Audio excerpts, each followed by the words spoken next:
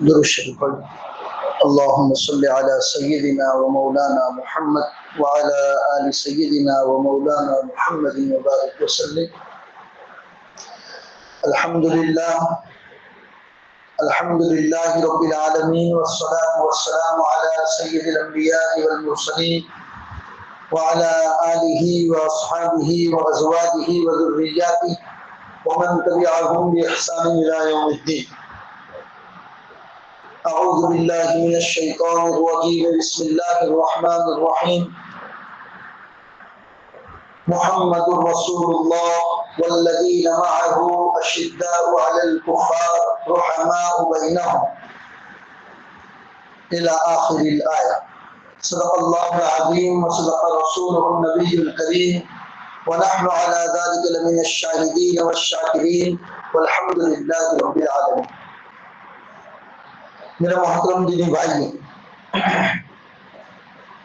اللہ کا فضل و کرم ہے کہ گزشتہ کئی جمعہ سے ہم عظمت صحابہ کی تعظیم، ان کا کردار، ان کا مرتبہ جو اللہ نے عطا فرمایا اس پر ہم گفتگو سن رہے، اس لیے کہ صحابہ کی عظمت ہمارے ایمان کا حصہ ہے. وہ صحابہ کے جنہوں نے زندگی کا ہر پل، ہر وقت، ہر لحظہ رسول پاک صلی اللہ علیہ وسلم کے ساتھ گزارا، بلکہ آگے بڑھ کر اتنا بھی کہا جا سکتا ہے کہ انہوں نے زندگی گزاری تو اللہ اور اس کے رسول کے لیے گزاری، کبھی وہ اپنے لیے جیے ہی نہیں. اور وہی صحابہ کی زندگی ہم سب کے لیے نمونہ ہے کہ کل اٹھ کے اگر ہمارے اوپر کوئی حالات ایسے آتے ہیں کہ کوئی ہمارے ایمان پر حملہ ہوتا ہے تو کیا ہم وہ صحابہ والی قربانی پیش کر سکتے ہیں؟ کیا ہمارا ایمان اتنا مضبوط ہے کہ اپنے ایمان کے لیے اگر ہمیں اپنا گھر بار قربان کرنا پڑے، اپنی اولاد، اپنے بچوں کو قربان کرنا پڑے تو ہم تیار ہیں؟ صحابہ کی عظمت اسی لیے اس کا سننا ضروری ہے تاکہ وہ عظمت ہمارے ذہن و دماغ میں بھی بیٹھے، اپنے بچوں اور اپنے اولاد کو سکھائے کہ آپ کس کی اولاد ہیں، آپ کون سے صحابہ کی تاریخ پڑھ رہے ہیں. تمہیں معلوم بھی ہے کہ وہ صحابہ نے اس دین کی حفاظت کے لیے کیا کیا قربانیاں پیش کی، اور وہی عظمت صحابہ کو سن رہے ہیں. پچھلے 3 جمعہ میں ہم نے مسلمانوں کے پہلے خلیفہ حضرت ابوبکر صدیق کے حالات کو پڑھا اور سنا، پھر اس کے بعد سیدنا عمر فاروق رضی اللہ تعالیٰ، اور پچھلے جمعہ کو ہم نے مسلمانوں کے تیسرے خلیفہ سیدنا عثمان غنی رضی اللہ تعالیٰ کے حالات کو پڑھا کہ حضرت عثمان غنی جن کو ذی النورین کہا جاتا ہے، نبی پاک صلی اللہ علیہ وسلم نے اپنی 2 بیٹیاں، پہلے حضرت رقیہ سے نکاح کروایا، حضرت رقیہ کے انتقال کے بعد اللہ کے رسول نے اپنی دوسری بیٹی ام کلثوم کا نکاح بھی حضرت عثمان غنی سے کروایا. حالانکہ ایسا نہیں تھا کہ مدینہ میں دوسرے رشتے نہیں آ رہے، رسول پاک صلی اللہ علیہ وسلم کی بچی کے لیے، آپ کی صاحبزادیوں کے لیے رشتوں کی لائن تھی، لیکن اللہ کے رسول نے پہلے حضرت رقیہ کو نکاح میں دیا، ان کے انتقال کے بعد ام کلثوم کو نکاح میں دیا. تو حضور کی 2 بیٹیاں یکے بعد دیگرے حضرت عثمان کے نکاح میں آئی، اس لیے آپ کو ذی النورین یعنی 2 نور والا کہا جاتا ہے. حضور نے فرمایا جنت میں ہر نبی کو ایک ساتھی ملے گا، میرا ساتھی عثمان. اور فرمایا کرتے تھے عثمان کے اندر اتنی حیا اور شرم ہے کہ فرشتے بھی ان کی شرم کا لحاظ کرتے. یہ تمام باتیں حضرت عثمان غنی کے بارے میں نے گزشتہ جمعہ کو آپ کو بتائی. آج ہم ذکر کریں گے حضرت عثمان غنی کی شہادت کا واقعہ. حضرت عثمان حضرت عمر کی شہادت کے بعد خلیفہ بنائے گئے. شروع میں تو آپ کی خلافت بہت اچھی چلی، اللہ تبارک و تعالیٰ نے آپ کے ہاتھ پر بڑے بڑے علاقے مسلمانوں کے ہاتھ پر فتح کروائے. آرمینیا اور آذربائیجان، یہ دو بڑے علاقے تھے جو رشیا کے قریب میں پڑتے ہیں، ان دونوں علاقوں پر مسلمانوں کا قبضہ حضرت عثمان غنی کے زمانے میں ہوا۔ یہاں تک کہ جس کو ہم ساؤتھ افریقہ بولتے ہیں، ساؤتھ افریقہ کا جو علاقہ ہے وہ حضرت عثمان غنی ہی کے زمانے میں اس کو فتح کرتے کرتے مسلمان یورپ کے سرحد تک پہنچ گئے۔ اتنا اللہ تبارک و تعالیٰ نے مسلمانوں کو فتح، قبرص، سیستان، بڑے بڑے علاقے اللہ نے حضرت عثمان غنی کے ہاتھ پر فتح کروا۔ یہاں تک کہ رومی لوگ، کیونکہ روم ایمپائر اس زمانے کا سب سے بڑا طاقتور سمجھا جاتا، روم کا بادشاہ بھی اور روم کے لوگ بھی بڑے بڑے ہتھیار، جنگ کے لیے جن جن چیزوں کی ضرورت پڑتی وہ تمام ان کے پاس اس زمانے میں تھا۔ چنانچہ مسلمانوں کے پاس بحری بیڑا نہیں تھا، بحری بیڑا سمندری وہ جہاز، آج کل کے زمانے میں اگر بحری بیڑا بولے تو وہ سمندری جہاز کے جس کے اوپر ہوائی جہاز اترتے ہیں، ٹیک آف بھی کرتے ہیں اور لینڈنگ بھی کرتے ہیں۔ مسلمانوں کے پاس ایسا کوئی بحری جہاز یعنی سمندری جہاز نہیں تھا۔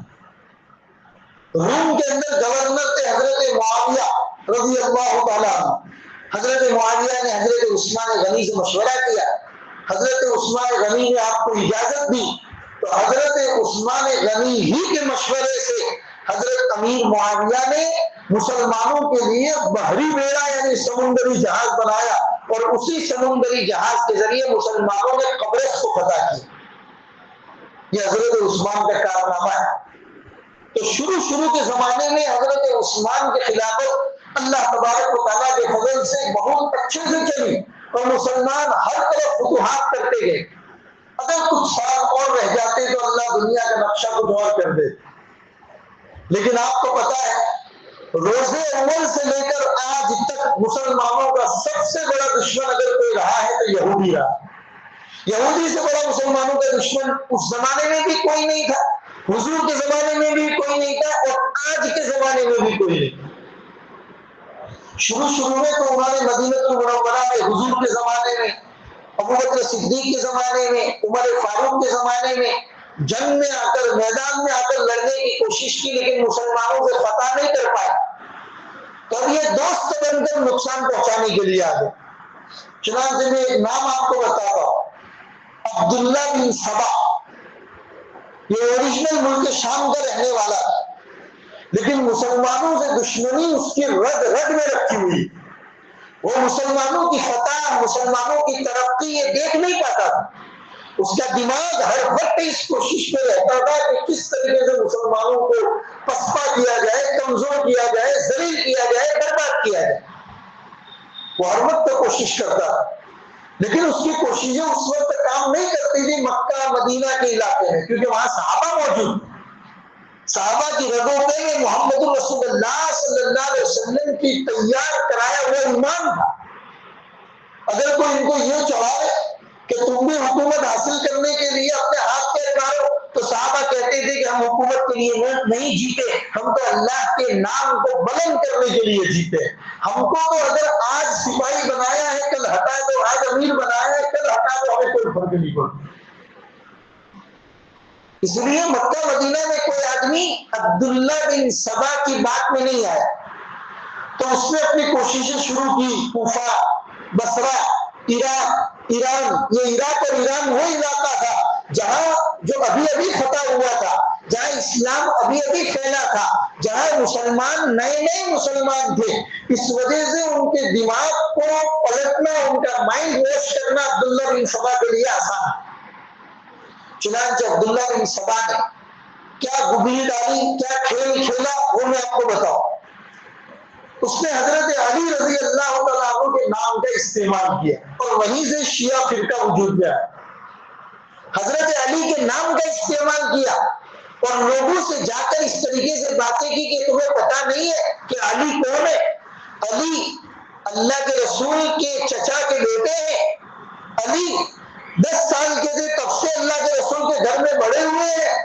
علی کا جتنا مرتبہ ہے اتنا کسی اور کا مرتبہ نہیں ہونا چاہیے۔ پھر کیوں حضرت ابوبکر خلیفہ بن گئے، عمر خلیفہ بن گئے، عثمان خلیفہ بن گئے؟ لہٰذا تم لوگ ایک کام کرو، عثمان کو ہٹاؤ اور علی کو خلیفہ بناؤ۔ اس طریقے کے لوگوں کے ذہن میں، لوگوں کے دماغوں میں زہر ڈالنا شروع کیا۔ کس نے؟ میں نے نام بتایا آپ کو، عبداللہ بن سبا، جو یہودیوں کا سردار تھا، ملک شام کا رہنے والا تھا۔ اس نے اپنے علاقے کے لوگوں کو تیار کیا، لوگوں کے ذہن و دماغ کے اندر اس طرح کی باتیں ڈالنا شروع کی، کیونکہ مسلمانوں کی خلافت مضبوط تھی مدینہ المنورہ سے، اور مدینہ میں رہتے ہوئے اللہ تبارک و تعالیٰ نے اس خلافت کا زور Armenia, Azerbaijan, Iraq, Iran, South Africa, Europe کی سرحدوں تک اللہ نے اسلام کے ڈنکے کو پھیلا دیا۔ یہ بات یہودیوں سے دیکھی نہیں جاتی، اس لیے اس نے یہ لوگوں کے ذہن و دماغ میں زہر ڈالنا شروع کر دیا۔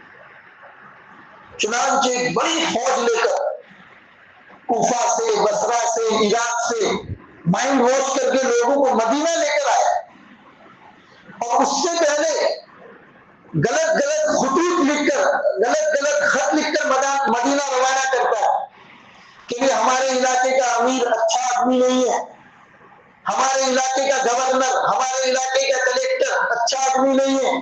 حضرت عثمان نے کس آدمی کو کلیکٹر بنا دیا، گورنر بنا دیا، اس کی پکڑ کی جائے، وہ لوگوں پر ظلم کرتا ہے۔ حضرت عثمان نے اپنے لوگ بھیج کر پوری تفتیش کی، معلوم کروایا، ایک واقعہ بھی سچ نہیں نکلا، لیکن اس کی عادت تھی الگ جگہ سے خط مدینہ روانہ کرتا تھا تاکہ لوگوں کو ذہنوں میں، جیسے آج کل کا میڈیا ہے آپ دیکھتے ہیں، افواہ پھیلانے کے لیے سب سے بڑا استعمال اسی کا کیا جاتا ہے۔ اس زمانے میں یہی چیز تھی، خط روانہ کرتے تھے الگ نام سے، غلط خط۔ حضرت عثمان نے ان تمام لوگوں کو بلایا جو کوفہ، بصرہ، عراق، ایران سے آئے تھے، ان تمام لوگوں کو بلایا اور ان سے ایک شکایت پوچھی کہ تمہیں مسلمانوں کی خلافت حضرت عثمان غنی سے کیا شکایتیں بتاؤ۔ وہ لوگ شکایتیں کرتے گئے، خلیفہ وقت سامنے بیٹھ کر ہر شکایت کا جواب دیتا گیا، یہاں تک کہ تمام لوگ مطمئن ہو گئے، تمام لوگوں کا دل صاف ہو گیا۔ حضرت عثمان غنی نے لوگوں کو ہدایا، تحائف دے کر مدینہ سے روانہ ہے۔ لیکن عبداللہ بن سبا نے کہا کہ بھئی میری گگلی کام نہیں کر رہی، میں نے جو فتنہ پھیلایا تھا وہ فتنہ تو کام نہیں کر گیا، یہ تو الٹا ہو گیا۔ چنانچہ لوگ مدینہ سے کافی دور روانہ ہو گئے۔ اس کے بعد اس نے جعلی خط بنایا، ایک بناوٹی خط بنایا، جس خط میں یہ لکھا تھا گویا کہ یہ خط حضرت عثمان کی طرف سے ہے، اور حضرت عثمان نے یوں لکھا ہے، یہ لوگ جتنے مدینہ آئے تھے، مدینہ سے باہر جیسے کوفہ بصرہ پہنچے تو ان کو قتل کر دیا۔ یہ بناوٹی خط حضرت عثمان کی طرف منسوب کر دیا کہ حضرت عثمان نے ایسا خط لکھا ہے، حالانکہ حضرت عثمان نے ایسا خط نہیں لکھا۔ وہ خط حضرت علی نے پکڑا، حضرت علی رضی اللہ تعالیٰ عنہ نے پوچھا کہ بھائی یہ خط بناوٹی ہے۔ حضرت عثمان اتنے نرم دل ہے، اتنے نرم دل ہے کہ جس دین سے انہوں نے خلافت کو سنبھالا ہے، اس دین سے ان کا پہلا موٹیو، پہلا ان کا جو قاعدہ تھا وہ یہی تھا، میری ذات سے مسلمان کو مسلمان کسی غیر مسلم کو بھی نقصان نہیں پہنچنا چاہیے۔ یہ حضرت عثمان ہے، میری وجہ سے دو لوگوں کے بیچ میں کبھی جھگڑا نہیں ہونا چاہیے، اگر میرے یہاں رہنے سے کسی کو پرابلم ہے تو میں ہٹنے کو تیار۔ مسلمانوں کا 12 سال تک اسلامی خلافت اور اسلامی سلطنت کو سنبھالنے والا خلیفہ یہ کہہ رہا ہے میں تو اللہ کے لیے بیٹھا ہوں، اگر میری وجہ سے کسی کو پرابلم ہے تو میں یہاں سے ہٹنے کو تیار۔ وہ حضرت عثمان غنی لوگوں کے بارے میں یہ خط لکھیں گے کہ بھئی جن لوگوں نے، جو لوگ مدینہ آئے تھے ان کو بعد میں قتل کر دیا گیا، کبھی بھی ایسا نہیں ہو سکتا۔ لیکن عبداللہ بن سبا نے اب کی مرتبہ لوگوں کو ایسا بھڑکایا تھا اور ایسا بھڑکا کر لائے تھے کہ یہ لوگ حضرت خلیفہ کی، حضرت عثمان کی بات تو مانے نہیں، حضرت علی کی بات تو مانے نہیں، اوپر سے حضرت علی کو کہنے لگے اب تو ہم اس خلیفہ کو قتل کر کے رہے، آپ سے جو ہوتا ہو کرو۔ اب یہ ایک دو تو تھے نہیں، پورا مدینہ گھیر لیا تھا ان لوگوں نے۔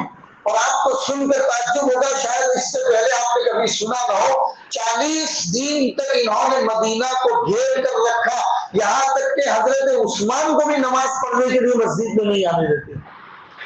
بڑے بڑے صحابہ کو انہوں نے کہہ کے رکھا تھا اگر اپنی عافیت چاہتے ہو تو اپنے گھر کا دروازہ بند کر کے گھر میں پڑے رہو، اگر تم بھی آئے تو ہم تمہیں تمہارے ساتھ بھی قتال کریں گے۔ 22 دن تو انہوں نے حضرت عثمان غنی کے گھر کو گھیر کر رکھا. کتنے جمعہ ایسے گئے کہ مسجد نبوی میں جمعہ بھی نہیں ہوا, نماز بھی نہیں. یہ حال ہوا ہے, شاید آپ نے اس سے پہلے کبھی نہ سنا. کتنے دن مدینہ المنورہ میں رسول پاک صلی اللہ علیہ وسلم آرام فرما ہے, ابوبکر صدیق عمر فاروق آرام فرما ہے, مدینہ میں صحابہ موجود ہیں, لیکن بلوائیوں, یہ بلوائی کہہ رہا ہوں میں, ان کے لیے سینٹینس یوز کر رہا ہوں, بلوائی جو اٹیک کرنے والے ہیں, عبداللہ بن سبا کو مانتے تھے, اس لیے تاریخ کی کتابوں میں ان کا نام سبائی ملتا ہے, ان کو سبائی لوگ کہتے ہیں. انہوں نے 40 دن تک مدینہ کو گھیر کے رکھا. مسجد نبوی میں کتنے دنوں تک انہوں نے نماز تک نہیں ہونے دی, بلکہ اللہ کے گھر مسجد نبوی کو جہاں حضور آرام فرما ہے وہاں لڑائی کا اڈا بنا دی. آپس میں لڑ رہے, ایک دوسرے کے قتل و قتال کر رہے, گالی گلوچ کر رہے, حضور آرام فرما. یہ مسجد نبوی کا حال کیا ہوا تھا ان لوگوں. حضرت عائشہ صدیقہ رضی اللہ تعالیٰ عنہا حج کرنے کے لیے مکہ گئی ہوئی تھی, تو آپ کے ساتھ بڑے بڑے صحابہ بھی حج کرنے کے لیے مکہ گئے تھے, تو گویا کہ مدینہ بڑے صحابہ سے خالی تھا. حضرت علی موجود تھے, انہوں نے حضرت علی کو بھی کہہ دیا آپ بھی نہیں آ سکتے, تو حضرت علی نے اپنے بیٹے حسن اور حسین کو حضرت عثمان کے گھر کے باہر پہرا دینے کے لیے کھڑا کر دیا اور کہا کہ بیٹا اپنی جان دے دینا, لیکن عثمان کی جان پر آنچ مت آنے دینا. تو حسن اور حسین دونوں حضرت عثمان غنی کے دروازے پر کھڑے. 22 دن کھانا پینا سب بند. وہ عثمان غنی جب مدینہ والوں کو پانی کی ضرورت تھی تو یہودی سے کنواں خرید کر مدینہ والوں کو پانی کا انتظام کیا تھا. آج وہ دن ہے کہ اسی عثمان کے اوپر پانی بند کر دیا گیا. آج اس عثمان غنی کے لیے پانی کا ایک گھونٹ موجود نہیں ہے. یہ حال بلوائیوں نے کر دیا.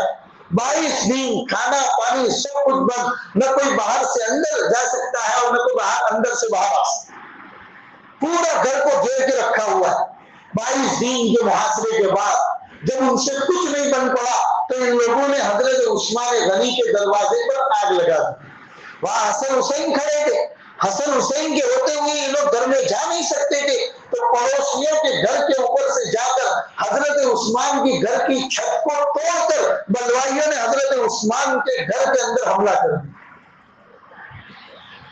سب سے پہلا آدمی جس نے حضرت عثمان کی داڑھی کو پکڑا تھا, آپ کو سن کر تعجب ہوگا, ابوبکر صدیق کے بیٹے محمد بن ابوبکر.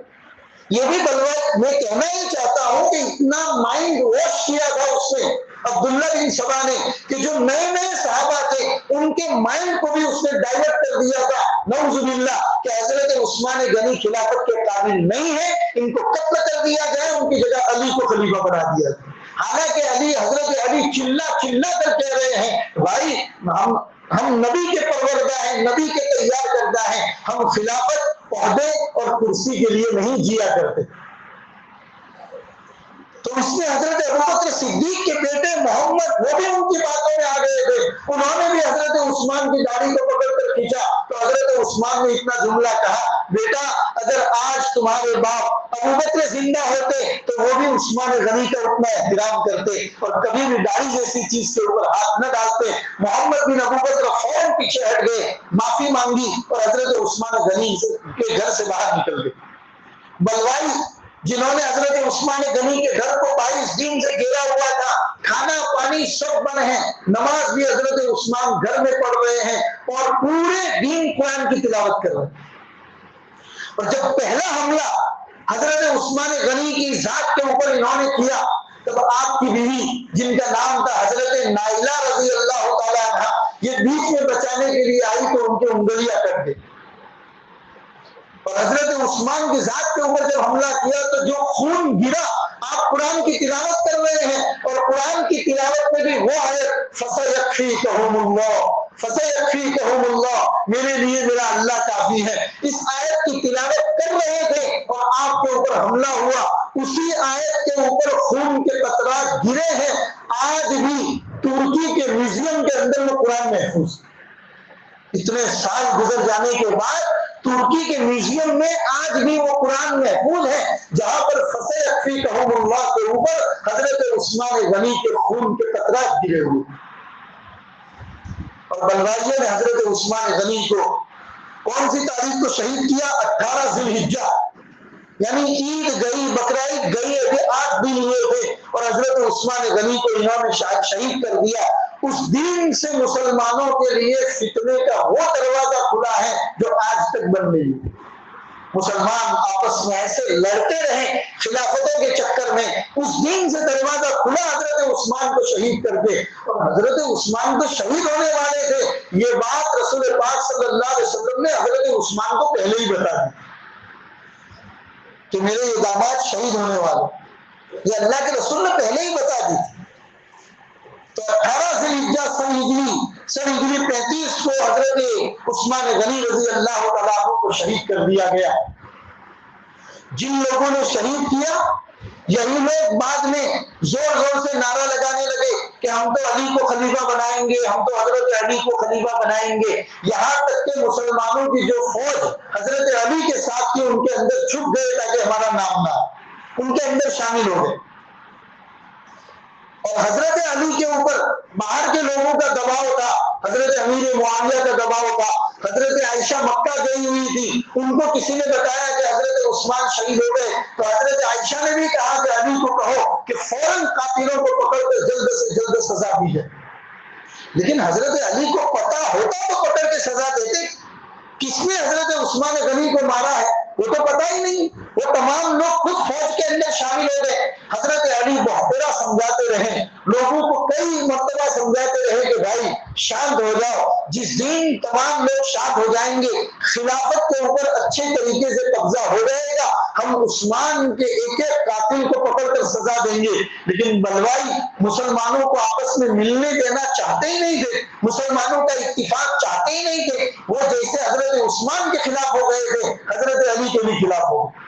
اتنا مجبور کیا حضرت علی رضی اللہ تعالیٰ عنہ کو کہ حضرت علی کو مدینہ چھوڑ کر کوفہ کے اندر اپنا ٹھکانہ بنانا پڑا، اور پہلی مرتبہ مسلمانوں کی خلافت مدینہ سے منتقل ہو کر کوفہ کے اندر چلی گئی۔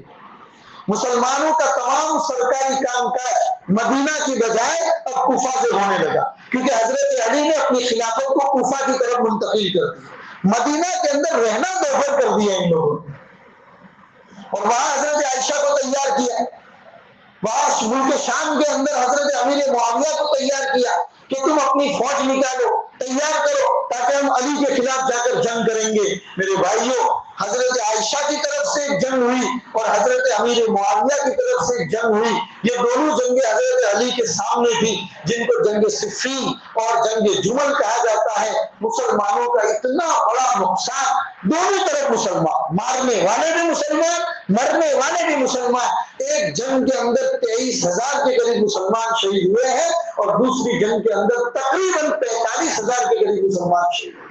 یہ اسلام کی دو بڑی بڑی جنگیں، جنگ صفین اور جنگ جمل۔ جب جب حضرت عائشہ کا اونٹ میدان کے اندر آتا تھا، لوگ بھڑک جاتے تھے حضرت علی کے خلاف اور جنگ کرنا شروع کر دیتے۔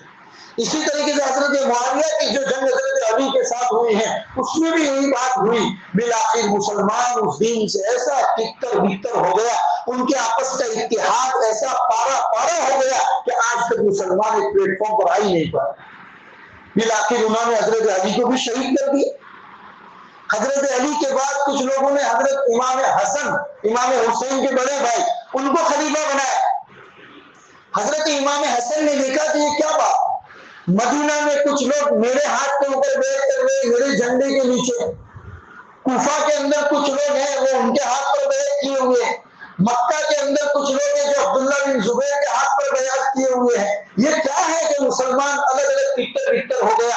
رسول پاک صلی اللہ علیہ وسلم کے مسلمانوں کو عرفات کے میدان کے اندر ایک پلیٹ فارم کے اوپر لائے، 1,24,000 کا مجمع، اور آج مسلمان ہر جگہ ٹوٹا ٹوٹا پڑا ہے۔ بس امام حسن کو یہ بات برداشت نہیں ہوئی، وہ خود حضرت امیر معاویہ کے پاس گئے اور جا کر کہا کہ چچا جان، میں خود آپ کے ہاتھ کے اوپر بیعت کرتا ہوں اور مسلمانوں سے گزارش کرتا ہوں کہ وہ اپنا ایک بادشاہ، ایک سلطان، ایک ہی خلیفہ حضرت امیر معاویہ کو مان لے۔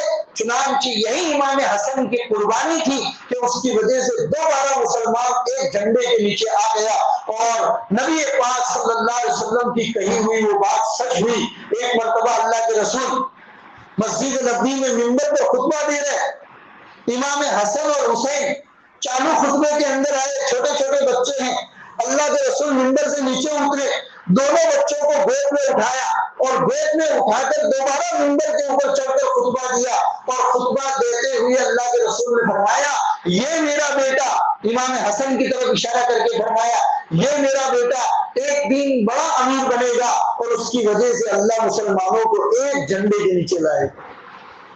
تو حضور کی کہی ہوئی وہ بات تقریباً اللہ کے رسول کے دنیا سے پردہ فرما جانے کے 35 سال کے بعد حضور کی یہ بات سچ ہوئی کہ امیر معاویہ کے ہاتھ پر تمام مسلمانوں نے بیعت کی اور تمام مسلمان ایک جھنڈے کے نیچے آئے۔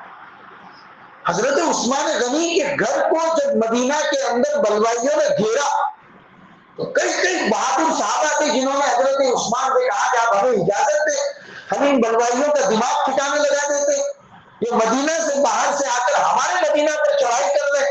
حضرت عثمان غنی نے کہا کہ نہیں، میں نہیں چاہتا ہوں کہ میری وجہ سے مدینہ کی گلیوں میں مسلمانوں کا خون بہے، میں نہیں چاہتا ہوں کہ خلافت کو سنبھالنے کے لیے اور میرا نام لے کر کوئی ایک مسلمان دوسرے مسلمان کے اوپر حملہ کرے۔ یہ کہ حضرت عثمان غنی رضی اللہ تعالیٰ عنہ اور اسی کی ماتحتی میں نے حضرت علی رضی اللہ تعالیٰ عنہ کی خلافت کی وہ بات بھی آپ کو بتا دی۔ میرے بھائیوں، یہ تمام خلیفہ، ابوبکر صدیق کے بارے میں آپ نے سنا، عمر فاروق کے بارے میں آپ نے سنا، عثمان غنی کے بارے میں آپ نے سنا، یہ تمام خلیفہ کی تاریخ اور ان کی زندگی کے سوالے ہمیں کیا سبق دیتے ہیں؟